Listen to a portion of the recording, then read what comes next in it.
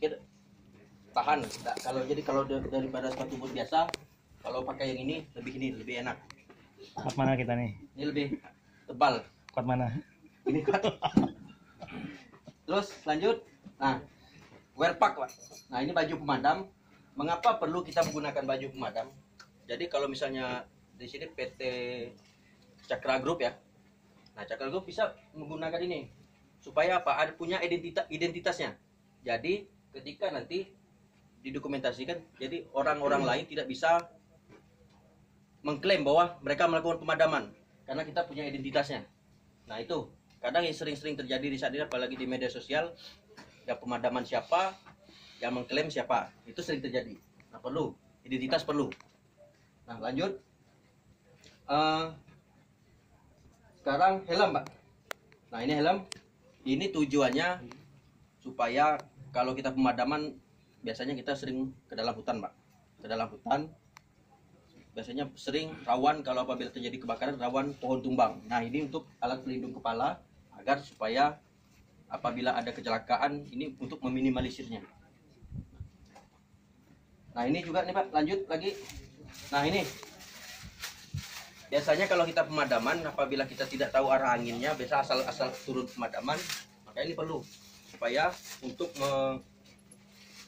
supaya mata tidak pedas. Nah, ini namanya goggles, supaya untuk menahan asap yang mengarah ke pemadam.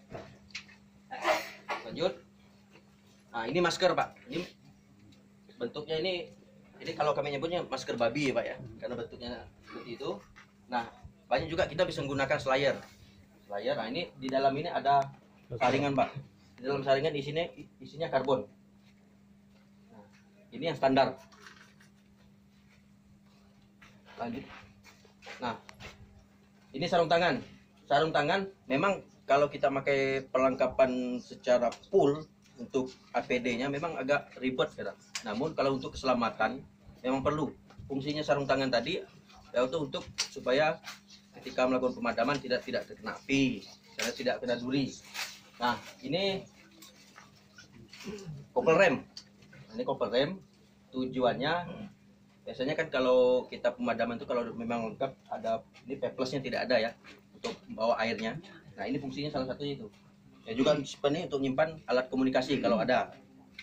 Nah, lanjut. Nah, kalau misalnya pemadaman malam, kita perlu alat penerangan karena pandangan kita terbatas. Nah, ini juga sangat dibutuhkan. Jadi apabila terjadi kebakaran, seringnya kan terjadi di sore hari. Apabila melakukan pemadaman, hal ini kadang kita abaikan, padahal ini sangat penting. Nah, ini teropong, Pak. Jadi apabila kita kalau di sini punya menara api, salah satunya untuk memonitor. Misalnya ada asap, jadi kita bisa lihat posisinya di mana untuk mempercepat pergerakan penanganan.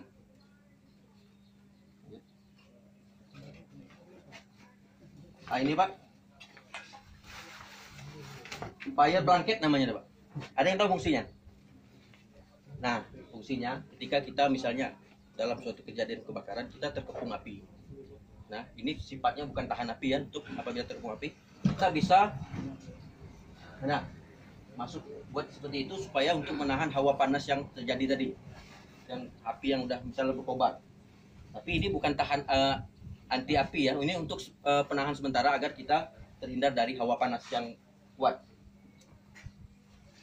Nah, itulah alat kelengkapan untuk diri pribadi.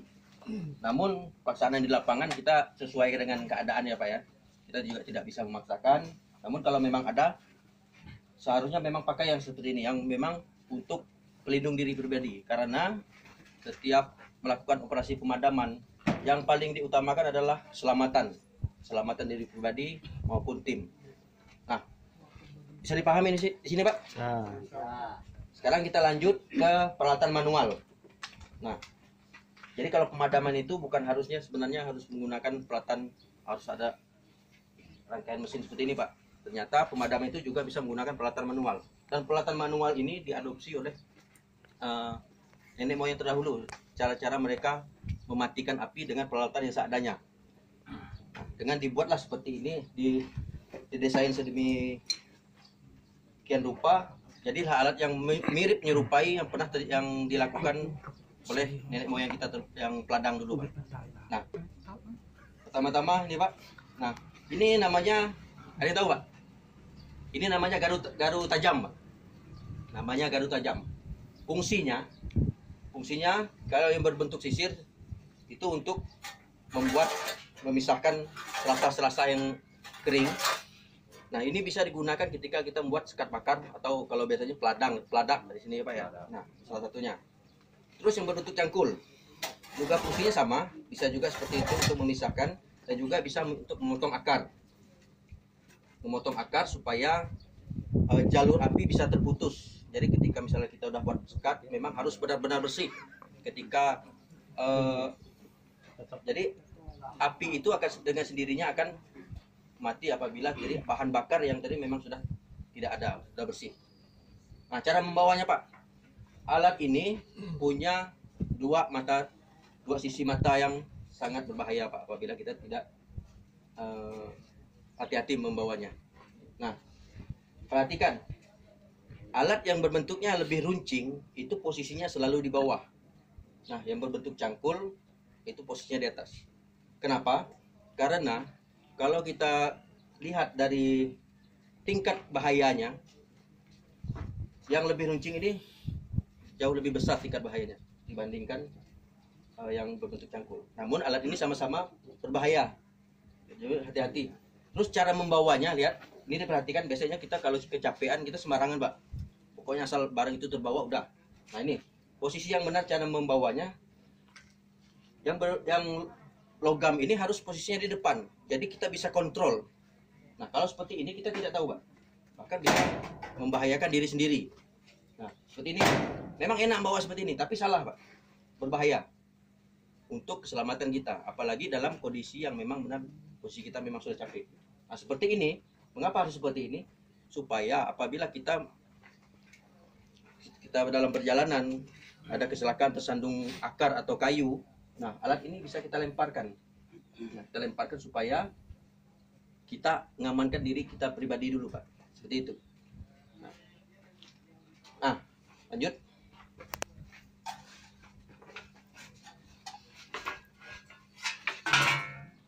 Nah, ini sama, Pak, sebenarnya garu juga nih, Pak. Nah, cuma ini dimodifikasi bentuknya ceker nih, Pak. Sama fungsinya untuk memisahkan selasa-selasa yang sudah kering, yang sudah mati untuk membuat sekat bakar. Nah, cara membawanya sama, Pak. Perhatikan posisi alatnya untuk keselamatan kita pribadi. Lanjut. Nah, ini namanya kulaski atau kapak dua fungsi. Fungsi yang pertama yang berbentuk kapak itu untuk memotong kayu, akar, dan lain sebagainya. Karena di dalam pemadaman kita tidak tahu, kita buat misalnya buka jalan, ini kita belum tahu apakah jalan itu misalnya bisa kita lalui dengan tanpa menggunakan alat ini, ataupun misalnya harus kita nerobos. Nah, ini perlu digunakan. Yang kedua berbentuk cangkul. Nah, berbentuk cangkul ini kita biasanya kalau membuat ini, Pak, buat parit. Kalau prinsip segitiga api itu kan pertama bahan bakar, kedua sumber panas, ketiga oksigen. Nah, salah satu fungsinya bisa kita menghilangkan salah satu tadi dari unsur segitiga api tadi, yaitu menghilangkan oksigennya. Caranya ambil tanah dicangkul, ya, cangkul, ditumpukan ke lidah api. Nah, maka oksigen yang api yang berkobar tadi, yang kecil tadi itu, ketika ditimbunkan dengan tanah atau lumpur atau pasir, maka oksigennya akan berkurang dan itu akan api bisa mati. Nah, cara membawanya, Pak, perhatikan. Nah, lihat. Ya, ini salah nih, Pak. Ini hati-hati, lihat. Nah, kalau seperti ini jangan. Ini berbahaya. Nah, seperti ini. Memang dua-duanya sama punya mata yang sangat tajam, ya. Nah, ini perlu sangat diperhatikan. Karena keseimbangan untuk kita membawanya sangat penting. Nah, sekarang saya tanya, apabila posisi kita berjalan di pinggir tebing. Posisi alat apakah di pinggir tebing atau sebelah tebing? Misalnya ini tebing, sebelah kiri saya ini tebing. Nah, kita memegang alatnya sebelah kiri atau sebelah kanan? Sebelah kanan. Sebelah kiri kalau ini kan tebing ya. Jadi alatnya itu lebih kanan sebelah ini. Ya, kalau kita jatuh pasti kita kena alat. Tapi kalau dari sebelah sini mungkin kurang katanya. Jadi kalau seandainya ya, saya jelasin. Kalau posisi saya ini sebelah kirinya tebing. Nah, jadi memang kita bawa alatnya adalah sebelah kanan. Alasannya supaya apabila kita tadi terjatuh, alat ini bisa kita lempar. Kita lempar dan tangan kita ini masih memegang akar-akaran atau kait pohon-pohon kecil supaya untuk menyelamatkan diri kita sendiri. Prinsipnya adalah utamakan keselamatan diri pribadi. Nah, cara membawanya sama Pak. Posisi alat mata cangkulnya yang berbentuk logam itu di depan. Lanjut.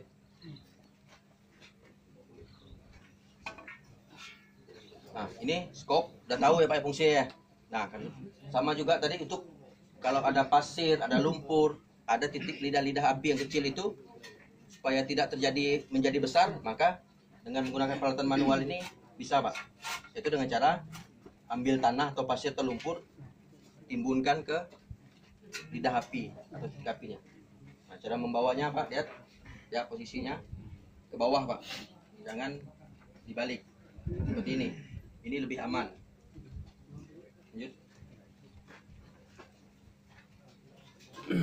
Nah, kalau ini namanya kepiok atau flapper banyak Pak. Biasanya kalau di kita masyarakat, kalau tidak alat ini kita menggunakan kayu, ranting kayu kan. Nah, alat inilah didesain sedemikian rupa yang fungsinya sama dengan yang pernah dilakukan di masyarakat. Nah, cara menggunakannya Pak. Nah, ada bara-bara api, tekan, taruh digesek-gesek supaya apa? Nanti api ini tidak lagi, misalnya kalau kita pukul-pukul, contoh, ini lidah-lidah apinya keterbang. Ini yang bisa memicu apabila angin kuat, terbang, timbul api baru. Dan ini juga akan merepotkan kita dalam melaksanakan operasi pemadaman. Lanjut. Nah, cara membawanya Pak.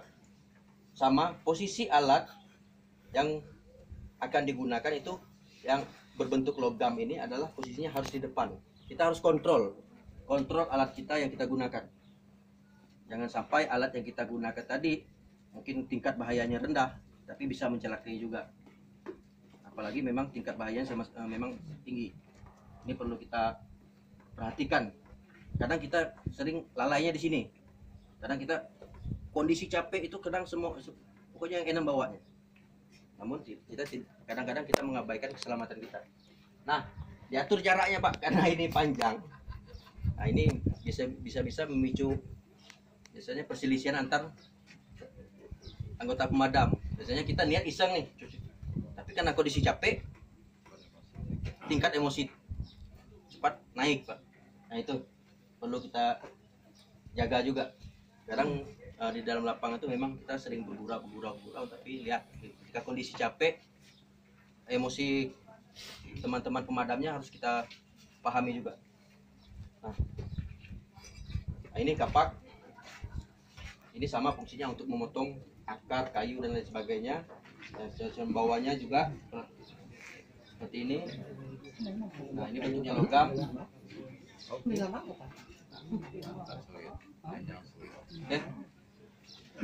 Udah paham Pak peralatan manualnya Pak? Masih nih Pak, ternyata ini ada satu lagi nih Pak. Ini namanya pompa gendong, pompa punggung. Kalau kita biasanya kalau di alat kita namanya jet shooter Pak. Nah, tujuannya menggunakan alat ini adalah apabila misalnya begini. Ini ada kebakaran besar. Ternyata tidak jauh dari kebakaran tersebut timbul api loncat yang masih kecil. Nah, dengan alat inilah kita menggunakannya untuk mengantisipasi supaya titik api baru yang dihasilkan dari api loncat tadi bisa ditangani, tidak menimbulkan api baru. Nah, cara penggunaannya Pak, lihat, tarik, ya. Nah, ini biasanya kalau kita waktu zaman dulu kita pakai bambu ya Pak ya, bambu tarik, seperti itu kan. Nah, ini itulah alat-alat ini sebenarnya memang ini kita miliki. pengalaman tradisionalnya, tradisi lama dulu. Nah, sekarang kita lanjut ke peralatan mekanis. Nah, ini peralatan mekanis ini, Pak. Pertama-tama, ada yang tahu nih, Pak? Belum, Pak. Ini namanya collapsible tank atau tandon biasanya, atau tangki air portable. Fungsinya, Pak, jadi apabila misalnya sumber air dari titik-titik kebakaran jauh, nah kita bisa menggunakan tangki ini untuk sebagai supply dari sumber air utama ke titik yang mendekati titik apinya. Ini untuk transit airnya. Ini ukurannya sekitar 1000 liter nih, Pak. Nah, fungsinya memang ini bisa dipindah-pindah. Jadi kalau memang biasanya kalau kita menggunakan mesin sumber air dari sumber air ke titik apinya sangat jauh, maka tekanan air yang keluar di nozzle itu akan tidak terlalu deras. Makanya kita menggunakan alat penampung sederhana ini. Namanya collapsible tank atau tandon air.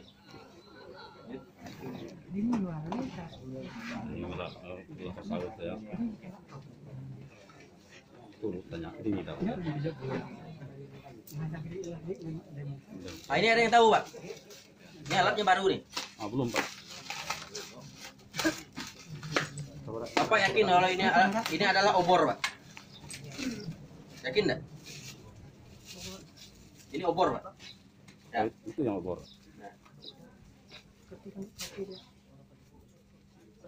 Nah, ini obor, Pak. Jadi fungsinya ini adalah kalau misalnya kalau kami di pemadam kebakaran, memang mengendali kebakaran hutan dan lahan, Pak, ini opsi ini jarang-jarang dilakukan.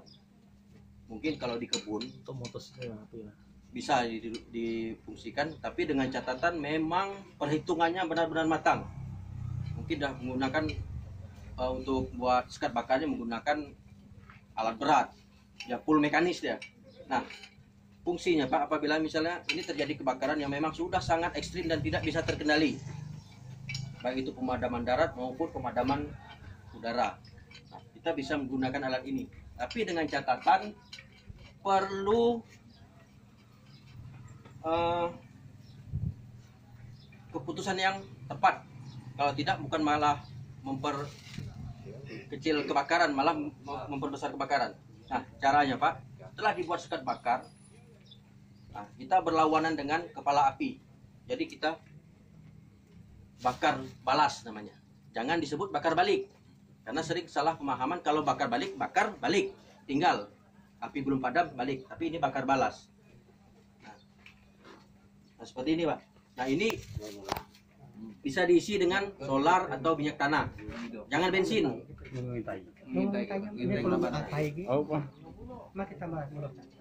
Biasanya kalau kita kan kalau untuk yang di kita peladang ya pakai buat ini ya, Pak ya. Seperti itu kan dari bambu bisa balas ya. Jadi bertemu tengah, harapannya api itu cepat mati dan kecil, bisa terkendali.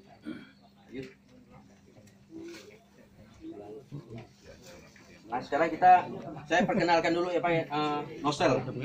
Nah, di sini ada dua jenis nozzle, Pak. Dua jenis nozzle. Yang pertama nozzle jet, yang kedua ini nozzle suntik gambut. Nah, nozzle suntik gambut fungsinya apabila terjadi kebakaran di lahan gambut. Nah, nah, cara menggunakannya, masukkan, nanti tusuk di mana ada asap, terdapat asap di lahan gambut, tusukkan sampai habis. Nanti air ini akan keluar menyebar, harapannya sehingga rongga-rongga asap tadi atau api yang masih di dalam gambut ini padam, karena air yang keluar ini meresap ke rongga-rongga di dalam tanah. Nah, cara gunanya, Pak ya, tekan, tusuk, biarkan sampai memang asapnya itu benar-benar hilang, baru pindahkan lagi. Nah, kalau ini nozzle jet. Nah, ini bisa di nozzle jet ini Lihat, nah, bisa kita modif juga Pak, bisa jadi spray. Nah, jadi spray tinggal tekan ujungnya dengan tekanan air yang cukup kencang, jadi bisa nyebar. Ya, ini bisa diganti Pak. Kalau misalnya ada yang nozzle variabel, yang kepalanya variabel, ini bisa. Kalau ini hanya bentuknya tekanan deras, tidak bisa di variabel. Kalau nozzle-nya yang bentuk variabel, kita bisa bentuk jet, bisa bentuk spray, jadi membuat dinding air. Namun kalau untuk kejadian misalnya kita menggunakan hanya ada alat ini, kita bisa tinggal tekan ujung di sini, maka airnya bisa jadi spray. Nah, cara menggunakannya Pak, nah ini salah nih, lanjut. Nah, ini kadang kita tidak tahu dengan kondisi alat ini bahayanya. Biasanya kita megangnya asal-asalan. Nah, kita megang seperti ini Pak. Memang kalau tekanan airnya rendah, megang seperti itu tidak berbahaya. Tapi apabila airnya tekanan kencang, kalau seperti ini maka akan terangkat. Nah, cara memegang yang benar adalah dari atas. Nah, seperti ini. Dari atas. Jadi karena tekanan air kencang, maka nozzle-nya akan terangkat. Jadi tenaga kita untuk menekan ini lebih kuat, dan posisi kita pun lebih aman untuk mengontrol alat ini. Karena kalau ini lepas Pak, ini bahannya kuningan. Nah, kalau kena kepala bisa berbahaya untuk keselamatan kita. Nah, ini selang hentar. Selang hentar ini ada dua jenis Pak ukurannya. Ada yang 1,5 in, ada yang 2,5 in. Nah, panjangnya kalau selang ini sekitar 20 meter. Cuma kalau untuk selang ukurannya variasi ya, ada yang 30, ada yang sampai 50. Nah, yang perlu kita perhatikan di sini Pak, jenis koplingnya. Jenis kopling atau kepala selang. Ya, kita perhatikan. Nah, selang ini namanya, kalau bentuk seperti ini namanya kepalanya jenisnya Machino. Machino atau selang, kalau lebih enak nyebut itu selang laki-laki perempuan. Nah, karena kalau dia digelar salah, maka kita akan putar. Dia tidak bisa seperti misalnya, jadi laki-laki harus ketemu perempuan. Nah, untuk membedakan yang mana laki-laki, yang mana perempuan selang ini, untuk membedakan yang mana laki-laki, yang mana perempuan, bisa kita lihat Pak. Yang bentuknya lebih kecil, ini namanya laki-laki. Nah, kalau yang seperti ini Pak, perempuan. Apa alasannya? Jadi Pak, yang hanya bisa memasuk itu hanya laki-laki. Kalau yang perempuan tidak bisa. Itu lebih enak kita untuk membedakannya. Kurang lebih seperti itu. Nah, untuk menyambungnya Pak juga perlu kita lihat, jangan sampai nanti ukurannya berbeda, kita sambung tidak bakalan nyambung. Masuk cuma tidak bakalan nyambung, tidak bakalan lengket Pak. Nah, cara menyambungnya Pak untuk selang ini, karena ini kuncinya di dalam. Nah, kita masukkan bunyi klik. Nah, maka barang ini akan tersambung dengan kuat. Nah, cara membukanya tinggal tekan. Nah, sebut. Seperti itu. Bisa dipahami ya nanti ya, yang ikut simulasi. Nah, apabila di nozzle lihat, ya seperti itu. Maka sudah tersambung dengan benar. Nah, kelemahan selang ini Pak, ini kalau kelemahannya, maka sering deratnya ini kadang macet. Jadi ketika kita bukanya itu kadang apabila ada pasir atau sampah-sampahnya, maka agak susah tekan koplingnya. Nah, seperti ini susah. Karena di sini hanya ada bentuk jenisnya selang seperti ini, maka kami sampaikan seperti ini Pak. Sebenarnya banyak jenisnya, ada yang Panderhead, ada yang Stoss, atau yang biasanya sebut selang banci. Kalau selang banci itu laki-laki perempuan masuk, jadi depan belakang masuk ya. Kalau ini memang harus sesuai yang ditinggalkan di mesin. Oke, lanjut.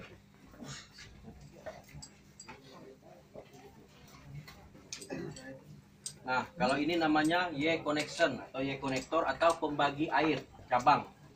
Nah, di sini ada ada dua ukuran. Yang di sini ada ukuran selang 2,5. Nah, ketika sudah sampai di cabang jadi 1,5. Inilah fungsinya. Jadi ketika misalnya kita menggunakan selang 2,5 dari mesin, ternyata ada 2 titik kebakaran. Kita pola penyerangannya misalnya mau menyerbu, maka kita sambungkan seperti ini, maka akan keluar jadi 2 nozzle yang di depan nanti. Nah, ini akan kita praktekkan nanti. Jadi satu mesin bisa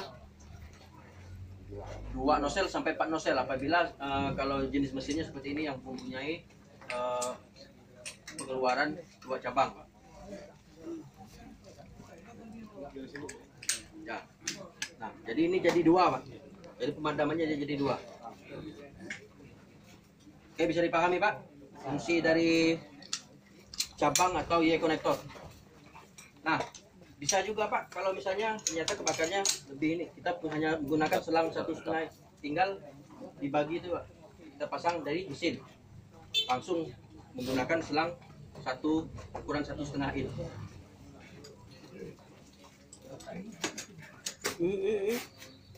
Macam-macam cabang tu ha. Oke, siapa Mbak? Oke, lanjut. Nah, sekarang mesin. Mesin ini terdiri dari 2 komponen, Pak. Yang pertama pompa. Ya, yang pertama pompa. Nah, ini pompanya, Pak.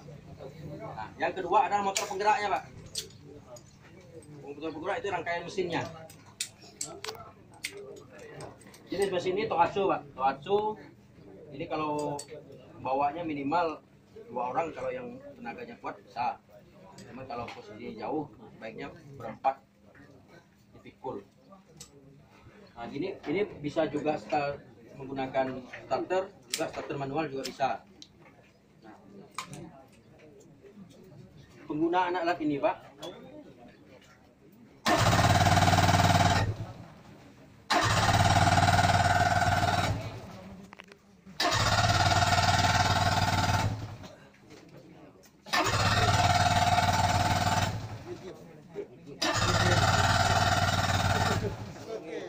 heran kalau misalnya terjadi kendala seperti ini, makanya kita perlu mekanik. Vespa ya. Suara Vespa lama. Nah, cara kerja mesin ini, Pak. Nah,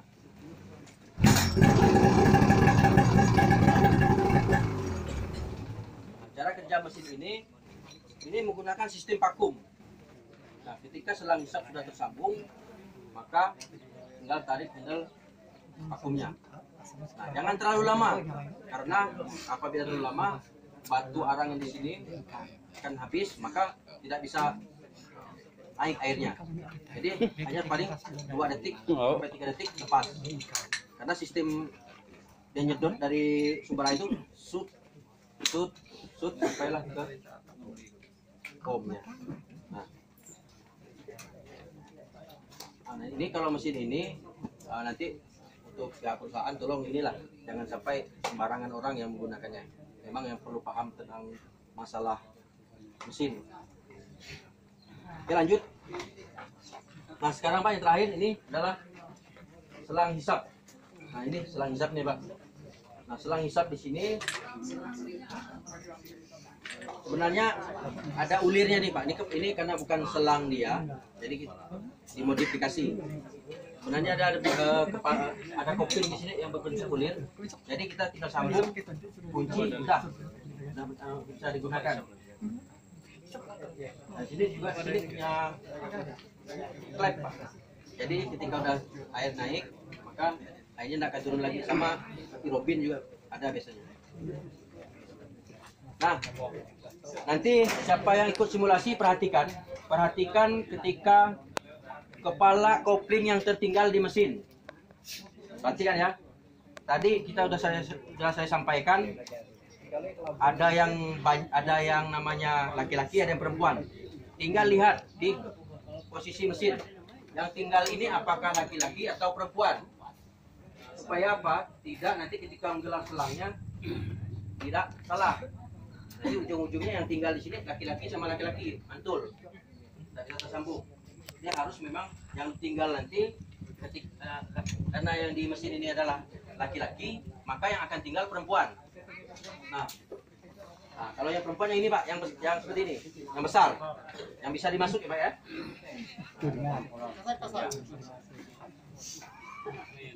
Oke, sampai sini bisa dipahami Pak? Ya. Oke. Nah, yang terakhir, saya akan menyampaikan tentang cara gelar gulung selang Pak. Gelar gulung selang ada yang akan saya sampaikan ada 3 jenis Pak. Yang pertama gulung simpan atau gulung satu. Yang kedua gulung pakai atau gulung 2. Yang ketiga gulung angka 8.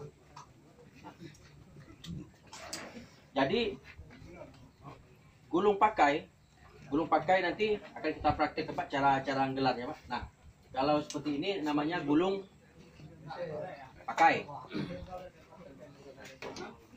Ini namanya gulung pakai.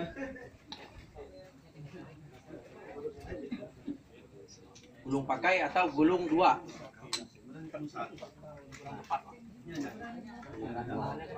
Kalau ini salah.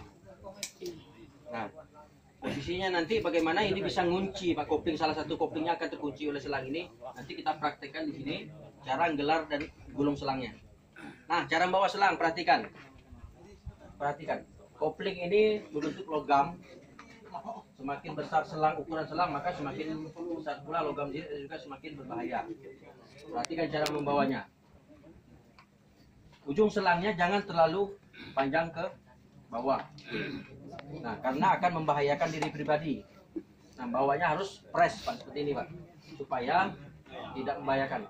Nah, kalau seperti ini bisa Pak, cuman salah. Karena posisi koplingnya harus berada di pundak kita. Nah, berbahaya, ini bisa sudah kena kepala itu Pak. Nah, kalau seperti ini ya enak bawanya. Dan seperti yang catatan tadi memang harus press dari bahu. Nah, kalau seperti ini bawa lari mantul-mantul lalu lain lagi ceritanya. Nah, kalau seperti ini juga salah nih.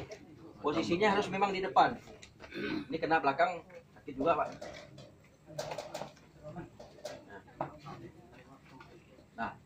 Nah, kalau seperti ini bawahnya. Nah, ini jenisnya gulung angka 1 atau gulung simpan.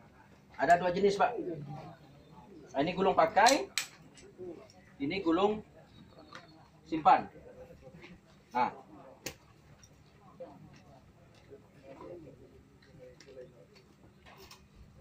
jadi cara gelarnya juga nanti akan berbeda Pak. Kalau langsung kita praktek aja ya Pak ya. Nah, nanti bapak-bapak silakan berbaris, nanti saya akan praktekkan di sini. Silakan agak geser sedikit Pak. Pak, bisa diikut dulu Pak. Nah, jangan ngobrol sendiri dulu Pak. Ini, kita baris sini dulu Pak.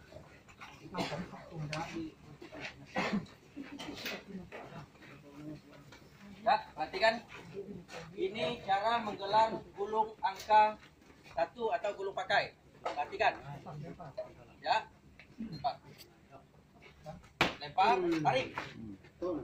Maka akan tergelar secara keseluruhan. Ini cara menggelar angka 1 atau gulung pakai gulung simpan. Setelah tergelar semua, cara menggulungnya Pak. Kita perhatikan di sini cara gulungnya.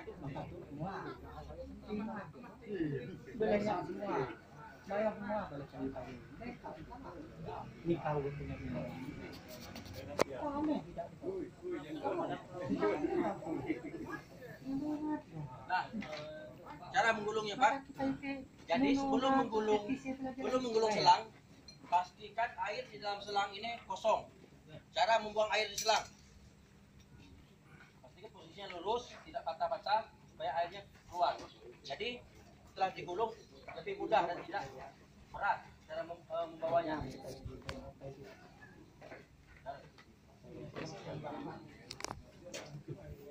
Cara gulungnya dah bisa paham ya Pak ya? Nah, sekarang langsung kita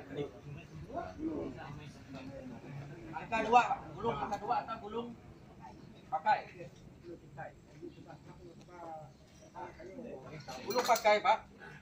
Jadi karena posisinya sama harus kepala koplingnya harus sama-sama di sana, maka dilipat 2 dulu, Pak.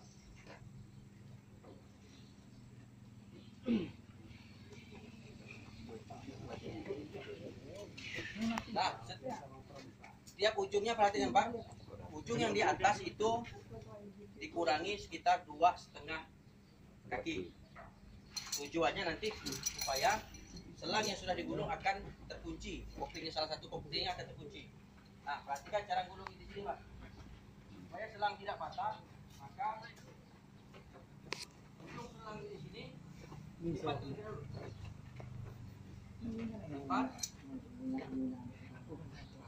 Lipat dulu, baru gulung.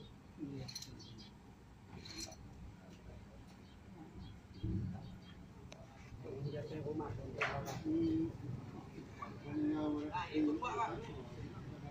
Jadi salah satu satunya itu merapikan selangnya. Jadi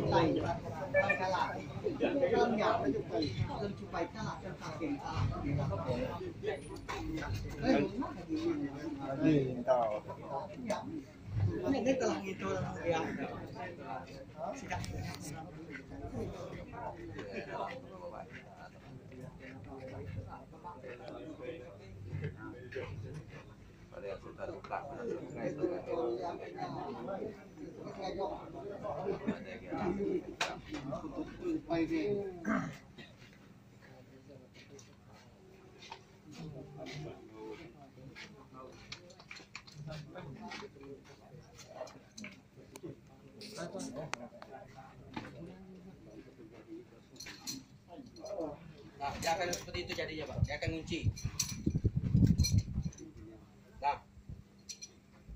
Nah, sekarang secara gelarnya, Pak. Nah, seperti ini bentuknya, Pak, ya, jadinya ya. Digulung pakai namanya. Nah, sekarang cara gelarnya. Lihat, ingat yang ditinggalkan, lihat dulu apakah apakah yang bentuknya laki-laki atau perempuan. Kalau yang di situ laki-laki, maka yang tinggal perempuan. Jadi tinggal tarik. Nah, cara gelarnya tinggal tarik ya, Pak. Tarik. Maka akan tergelar secara sempurna. Jadi kalau jenisnya gulung pakai atau gulung 2. Bisa dipahami sampai sini, Pak? Nah, gulungan terakhir. Gulungan terakhir adalah gulungan angka 8. Fungsinya angka 8 ini untuk apabila ada kebakaran di 2 titik yang tidak terlalu jauh dan untuk mempercepat evakuasi peralatan ke titik selanjutnya, maka kita menggunakan menggulung selangnya menggunakan angka 8. Contoh, ya, lihat. Pegang salah satu koplingnya, pegang, ya disilangkan seperti angka 8, Pak.